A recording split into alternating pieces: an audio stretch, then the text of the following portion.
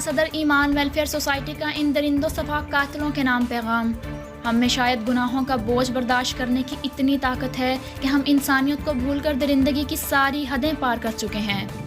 Old age home کو ایک اور چھوٹے بچے کی لاوارث لاش منشی محلہ مخدوم لیب کی نالی سے ملی۔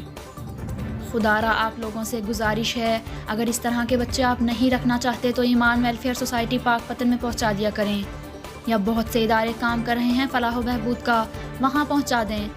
ان معصوم پھولوں کو اپنے گناہوں کی سزا نہ دیا کریں۔ میرے پاس بہت سخت الفاظ بھی ہیں جو دل کرتا ہے ان لوگوں کے لیے پوسٹ پر لکھ ڈالوں، لیکن اخلاقی طور پر باقی لوگوں کی نگاہ سے گزریں گے تو غیر مناسب ہوگا۔ خدا کے لیے ان معصوم جانوں کا قتل بند کر دیں۔